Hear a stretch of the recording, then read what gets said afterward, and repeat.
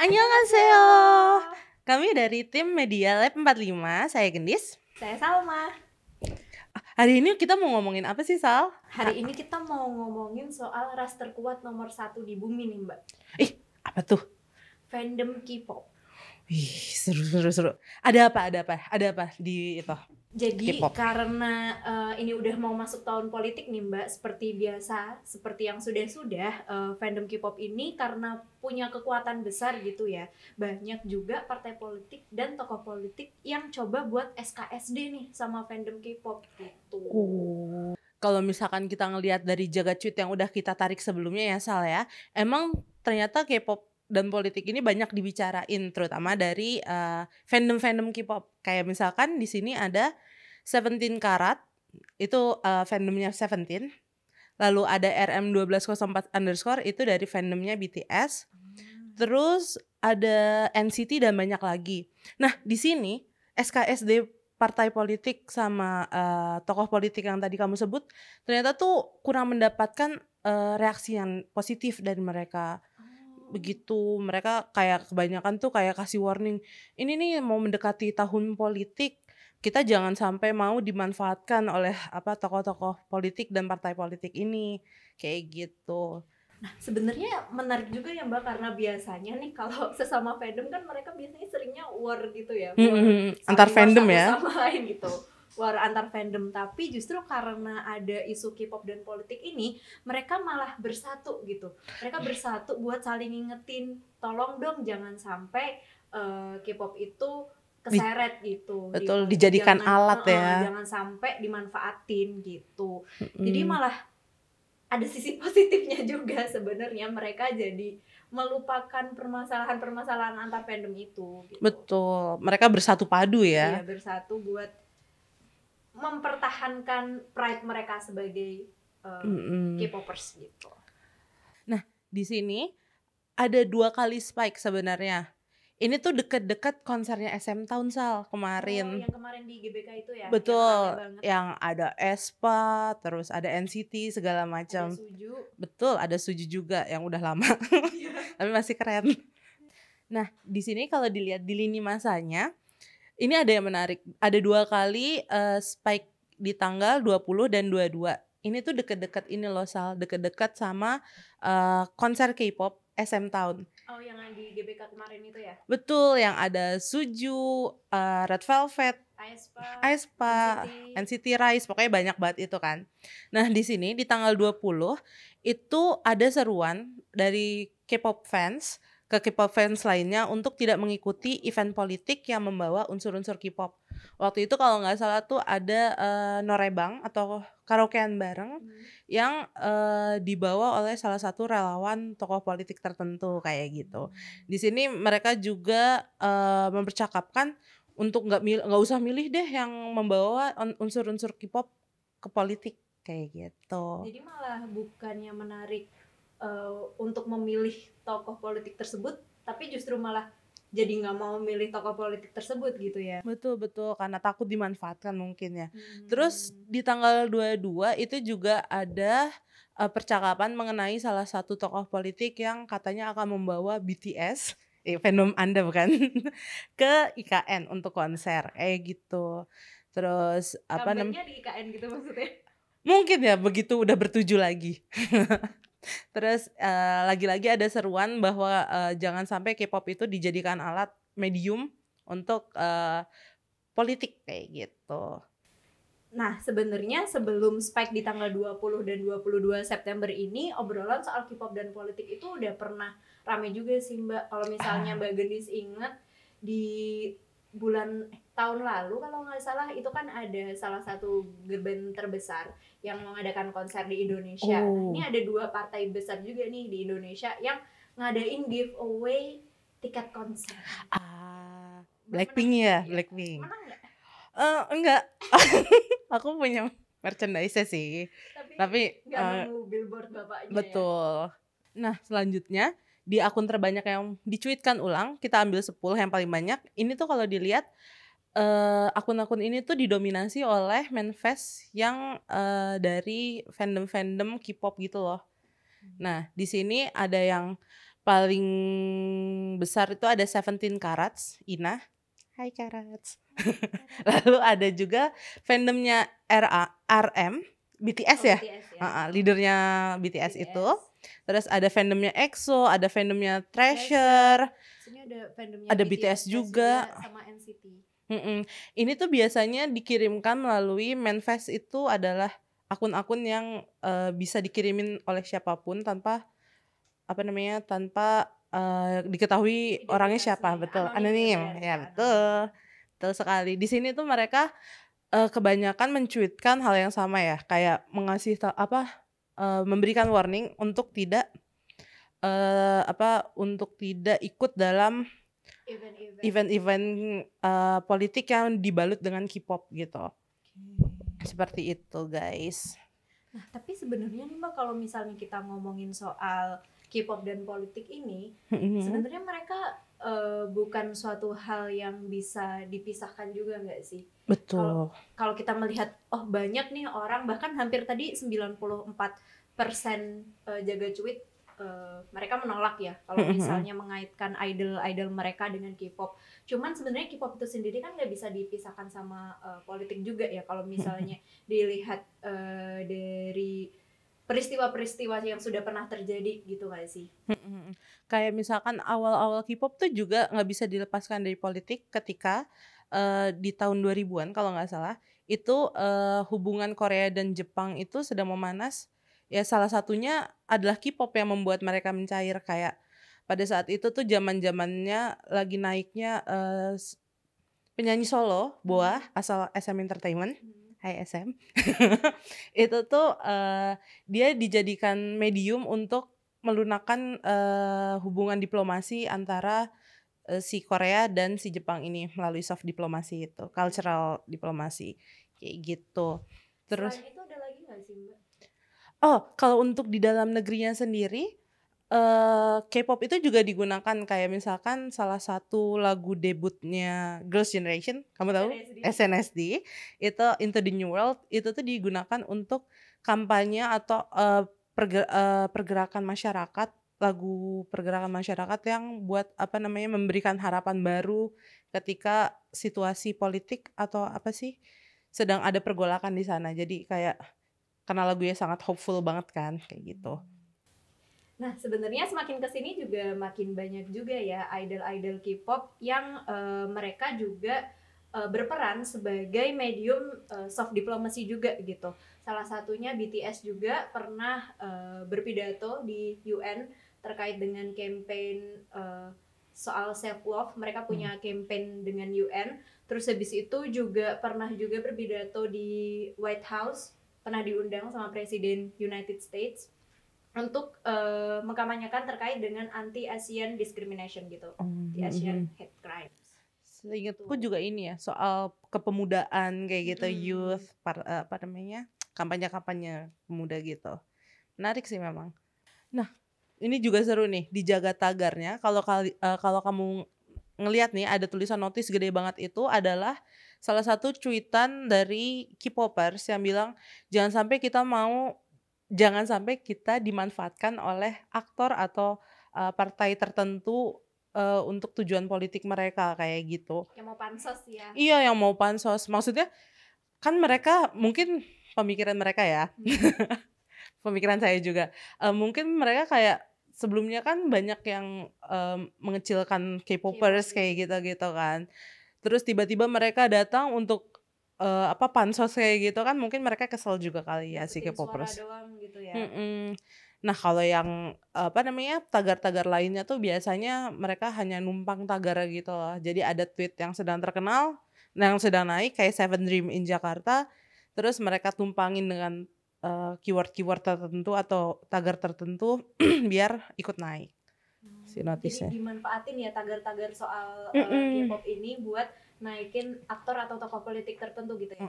Untuk isu yang ini juga, isu untuk menolak politisasi K-popers gitu. Nah, kalau di Jagat Kata nih Mbak, ada salah satu kata kunci yang paling banyak engagementnya, paling banyak exposure-nya, ada ECG form dan kepentingan politik nih yang paling gampang dibaca ya karena paling gede gitu.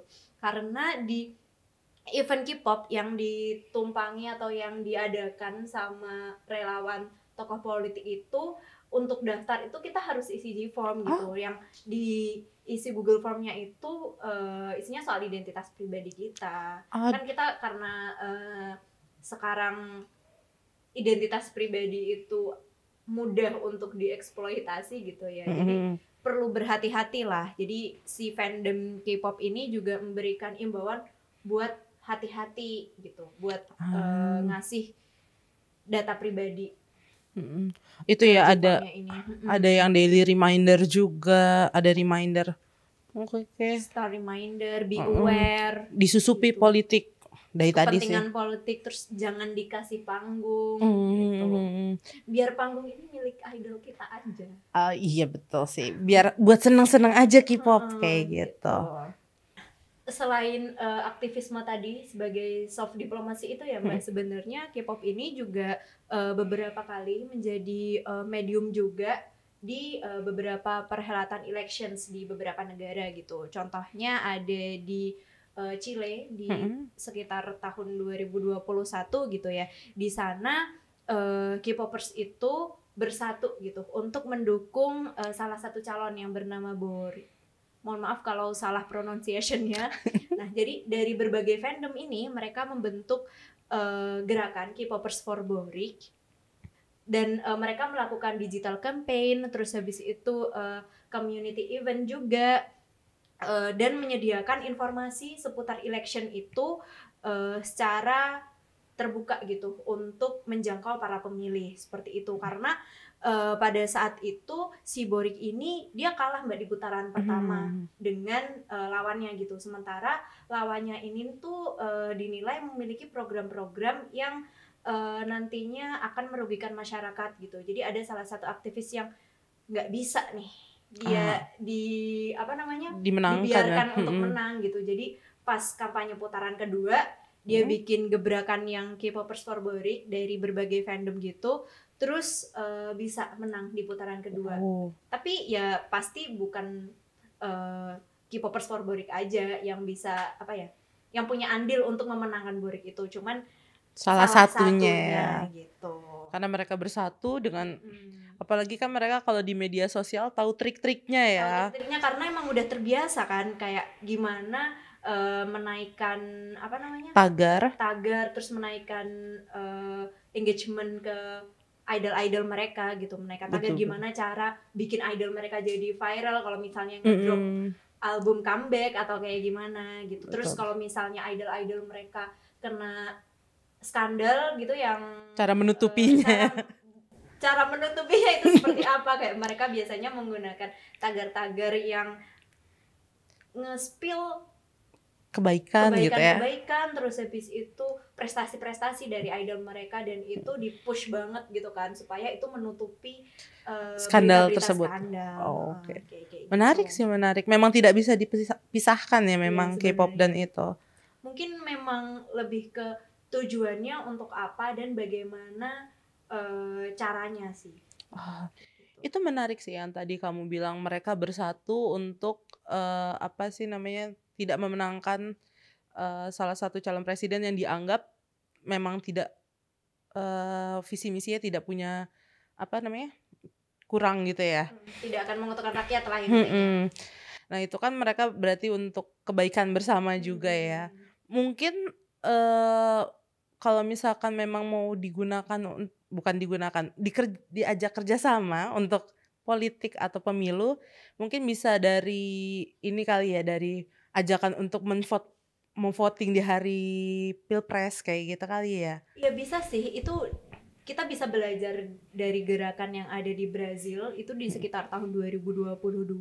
Memang mereka itu K-popers fandomnya BTS itu mereka menggunakan lirik-liriknya BTS untuk menjangkau fans yang apolitis gitu, kayak ya udah nggak peduli aja sama politik, mau ada pilpres, mau ada pilkada, mau ada apa, nggak akan peduli, kayak itu tuh nggak ada hubungannya sama hidupku gitu, tapi padahal ada gitu kan, dan betul. pengaruhnya tuh gede banget gitu. Nah si fandom ini di Brazil itu mereka akhirnya bekerja sama untuk menjangkau para fans yang Apolitis apolitis ya. itu untuk ngajak ayo nih vote gitu. Karena di Brazil itu tuh kalau misalnya kurang dari 18 atau kurang dari 17 ya, tapi di atas kayaknya di atas 16 atau enggak di atas 17 dan kurang dari 18, mereka itu nggak wajib untuk ngevote, tapi bisa ngevote. gitu. Nah, mereka harus daftar dan mereka ini mengkampanyekan ayo daftar, ayo ngevote gitu. Suara kalian itu menentukan loh gitu.